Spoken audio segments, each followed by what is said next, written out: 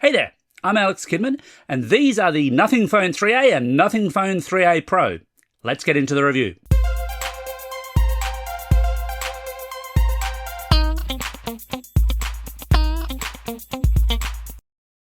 But before we start, I should point out Nothing sent me these phones for review. That gets them reviewed, nothing else.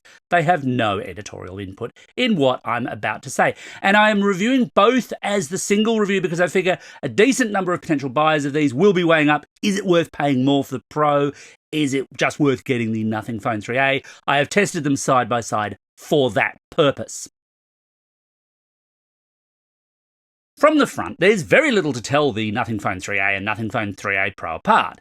Both are built around a 6.77-inch 1080 by 2392 pixel AMOLED displays with support for up to 120Hz refresh rates. Now, these aren't your fancy LTPO displays capable of dropping down as low as 1Hz, though Nothing does give you the choice of fixed 60Hz, 120Hz, or a dynamic setting to pick from, which some makers don't. Flip them around, however, and it's very easy to pick the Nothing Phone 3A from its pricier sibling, because the cheaper phone opts for a simple camera bar, almost pixel-styled, while the Nothing Phone 3A Pro has a far more prominent circular camera bump to house its lenses. The 3A variant comes in black, white or blue finishes, while 3A Pro owners only get black or grey to pick from. Like prior Nothing Phone models, these are more clear tints than our colour choices, with internal components very much on display as a style choice. I will say that I do rather like the blue Nothing Phone 3A in this respect. I think it really looks great. Though, were it my daily drive or on a continuous basis, I'd still want to throw a case onto it anyway, because I'm me. Nothing's signature design piece remains its light-up glyph interface that can be used to show variable volume, notification alerts, or as a fun light-up display when music is playing. I've been reviewing phones long enough that I can well recall when lots of Android phone designs played around with notification lights of varying types. HTC, for example, back when it was a more significant player in the phone space, absolutely loved a weird notification light design. But nobody's quite taken it quite as far as Nothing has with the glyph setup. And that being said, I'm still not 100% sold on it, really, being much more than a conversation starter or party piece outside of very basic notifications. If you are concerned, by the way, about light sensitivity, it's worth noting you can completely disable it, and in fact, a lot of the glyph functions are disabled by default. So if you're thinking, hey, why isn't this coming up? Go and check that particular setting to see which features you do or don't want. Both phones have a lot of controls across both sides, which can be a touch confusing. On the left-hand side, there's two volume buttons, while the right-hand side houses a power button, or assistant button, depending on your configuration, above what Nothing's calling the essential key. I'll talk about its functionality in the performance section, but from a design standpoint, I hit two distinct issues here. Firstly, all of the buttons are fairly similar in terms of spacing if you're not looking at them. The volume buttons are a little closer together, but if you're fumbling around to just adjust volume with the phone in your hand or in your pocket, good luck getting it right first time. There is a trick to this. The essential key is a little smaller on both phones, but it's also weirdly loose. It's very hard to film this, but it's almost as if it's not quite properly installed relative to the other buttons. It doesn't feel like it's going to fall out or break or anything, but there's definitely just a little bit of wriggle in that key that the other ones don't have. If the button you feel moves just a little bit, then, well, the volume's on the other side. I'm not sure that's a great way to tell the difference, but it certainly works. The predecessor to these phones, the Nothing Phone 2A, was only IP54 rated, and here Nothing has upped its game, offering IP64 protection across both phones. If you're not au fait with IP ratings, I've got a full guide to waterproof phones, which you can watch, but the quick practical takeaway is that either phone has better dust resistance than previous models, but they're still not basically suitable for immersion in water. They should survive a bit of light rain, though. In fact, I can tell you that these ones did. Inside the box for both phones, you'll find a USB to USB cable, but no charger, as well as a SIM tool. And look, I don't usually comment on SIM tools because typically they're just small metallic pins with a loop end, but Nothing, again, just thinks a little different here. Its SIM tool resembles a tiny clear handled screwdriver, which is just quite cute. And, you know, cute SIM tool is not a sentence I ever thought I'd say, but here we are. The difference in rear camera design between the Nothing Phone 3A and Nothing Phone 3A Pro does highlight that these are phones that offer different camera setups, though not perhaps in the way you might expect. Typically between your regular and Pro model phones, you're more likely to see the existence and absence of telephoto lenses, but in fact both phones are telephoto capable. To get into the specifics, the Nothing Phone 3A has a 50 megapixel wide sensor, 8 megapixel ultra wide, and 50 megapixel 2x optical zoom telephoto sensor at the rear, plus front facing 32 megapixel sensor for your selfies. The Nothing Phone 3A Pro kicks it up just a little bit, featuring a 50 megapixel wide, 8 megapixel ultra wide, and 50 megapixel 3x optical zoom telephoto sensor, plus a front facing 50 megapixel selfie sensor.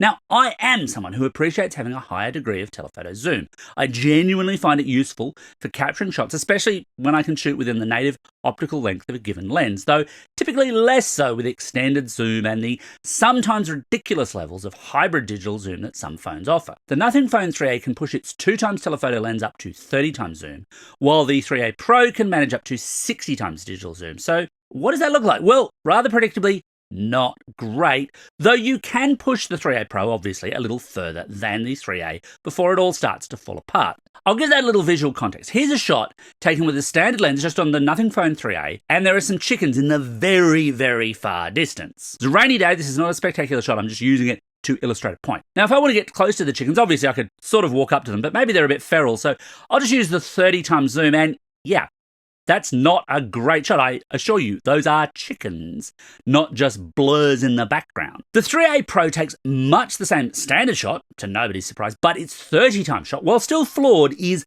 markedly better, and not just because the chickens put their heads up. I mean, nobody's going to call that good, but it's certainly better than the 3A. However, taking it to 60x, while allowing me to intrude on the chicken's privacy a bit more, still doesn't look great. And that's just the story with all of these really ridiculously long zooms. Keep it within a reasonable distance and these work well. And here the thing I think is, for a certain class of person, I'm probably one of them, the 3A Pro is going to be preferable because I like having that extra telephoto. But for most people, getting telephoto at the price you pay for the 3A is a bargain. It's going to be more than enough for you. Outside telephoto, both phones operate well enough within the limitations of mid-range phones generally. For more challenging situations such as low light or fast action, yeah, they'll struggle a little bit more. One final note here, because it's just not one that I hit with other phones typically. Nothing's camera app is really fussy about having a clean lens. Now, that's a good thing. You want to have a clean lens, but it's done that more than I would expect when taking the phone out of my pockets. I don't think there's that much gunk in my pockets. Is there? The Nothing Phone 3A and Nothing Phone 3A Pro share the same internal processor, but where the Nothing Phone 2A opted for a MediaTek Dimensity 7200 Pro, both of these phones pack in a Qualcomm Snapdragon 7S Gen 3, along with either 8GB or 12GB of RAM on the Nothing Phone 3A or 12GB of RAM on the 3A Pro. The 3A ships in 128GB and 256GB variants, while the 3A Pro ships in just a 256GB fixed storage only variant. There's no microSD expansion on either model, which is not a step that I love. It is becoming less common to see microSD expansion over time, and I'd much rather have the ability to boost internal storage rather than having to offload content to other devices or to the cloud. For what it's worth, the model of the Nothing Phone 3A sent my way was the slightly higher spec 12GB RAM 256GB storage variant. Now, some years back, a phone series that jumped from MediaTek to Qualcomm usually saw a boost in performance as a result, though often with a hit to battery life. More on that later. So how do Nothing's new phones fare? Now, there is a slight challenge here due to the range of pricing being so wide, so I've tried to include a number of phones across both price brackets for the 3A and the 3A Pro to give a more complete picture of likely performance. Here's how they compare using Geekbench 6's CPU test, for example. Now, that's a pleasing performance bump there over the Nothing Phone 2A, though you should never upgrade year on year anyway. It's also undeniable that you can get more performance at similar-ish prices to these two phones, though really there's enough power here for most everyday users, and it also highlights that while the Nothing Phone 3A competes well enough in its price space, the 3A Pro can't help but feel a little bit underpowered. It gets even more interesting on the GPU front, so here's how those same group of phones compare using 3D Mark. And from one perspective, yeah, the 3A and 3A Pro perform about where I'd expect to see mid-range phones, although obviously there are some problems here for the 3A Pro, and it's disappointing to see a slight downgrade in GPU performance relative to the older Nothing Phone 2A here. Now, synthetic benchmarks never tell you the full story, and the reality is that either phone is a fine little workhorse for your everyday Android app needs. You can't push like the highest end AAA Android games to their full extent on either of these devices, but for most app usage, perfectly fine. You're not really going to see a problem. Both phones' other selling point, of course, is that essential key and what it can do for you. And when I received these phones, when I first started testing them, the essential key acted essentially as a kind of memo pad / dictaphone. So pressing the essential key would grab a screenshot of what was on your screen, and you could then type out a text note or record an audio note. A longer press would record audio for you. Not bad, and all of these things go into Nothing's Essential Space app, which uses AI to organize your notes as you make them. But the idea here is that this is going to expand. It's going to become a little bit more like Apple's Action Key in that it's going to take on multiple functions depending on how you're using it. So while I was testing it, for example, it picked up the ability to work as a camera shutter, although I don't actually think it's a particularly good camera shutter, partially because the button itself is loose, as I mentioned already, and partially just because physically where it is on the phone. If you're taking portrait shots, that's fine, but landscape is tricky because it's quite far along the device. I actually find it's easier to shoot other ways. The essential key isn't a terrible selling point, and clearly lots of phones are going to start playing with this kind of utility button. No, it's not a new idea here. It wasn't a new idea when Apple did it, but I wouldn't entirely call it essential just yet. In terms of upgrades and updates, Nothing promises 3 years of OS upgrades and 4 years of security updates for both phones. And that's not bad, but obviously it's still a little behind the pace of the likes of Google or Samsung at these price ranges. At the time of shooting this video in late March 2025, both phones were sitting on the February security update, which is not bad actually. Now, Nothing does put its own Nothing OS launcher on top of Android 15 and obviously needs to do so at least to use the essential key, but like it did with the Nothing Phone 2A, it also has its own distinct monochrome visual style for the UI. Now, I'm not a big fan of it because it makes app discovery just that little bit harder unless you're really au fait with the shape of your app icons, and it looks really discordant as soon as an app is installed that doesn't follow that color scheme, which, by the way, is probably going to be any other app. Most of them don't. You're not stuck with it, however. I've got a really simple guide I created for the Nothing Phone 2A that applies just fine to the 3A and 3A Pro, covering off how to change that detail if you need to. I certainly did, pretty much as soon as I set these phones up. Both the Nothing Phone 3A and 3A Pro are 5G capable, though as you might expect, here in Australia at least, we're playing only in the sub 6 GHz bands here. One point of difference between the two in network terms is that while both are dual SIM capable, only the Nothing Phone 3A Pro also offers eSIM support. And reading around, apparently the Japanese market Nothing Phone 3A also has eSIM, but nowhere else, which is an unusual choice. In terms of network performance, obviously all of this is relative, but neither phone really bucked the trend I see with network performance here in Sydney. Testing on the Telstra network saw download speeds of between about 200 to 400 meg, entirely on par with what I see from other Android handsets. Nothing's approach to battery power for the Nothing Phone 3A and Nothing Phone 3A Pro is both identical and 100% in line with what you see on any Android phone right now that doesn't fold. In other words, they've both got 5,000 milliamp hour batteries. There's nothing wrong with a phone with a 5,000 milliamp hour battery, but equally there's nothing really that exceptional about it. But as always, battery life is what matters, not so much battery numbers, and everyone's usage is different, which is why I use a mix of anecdotal day-to-day testing and my own 3-hour YouTube battery test to give some kind of comparative picture of battery life. Again, I've got a whole video on this, go and watch it at your leisure. Here's how the Nothing Phone 3A and Nothing Phone 3A Pro compared using that YouTube battery test. On the plus side there, both phones did manage above 90% for the first tested hour. Phones that fall below that mark often struggle to make it through a single day of typical usage.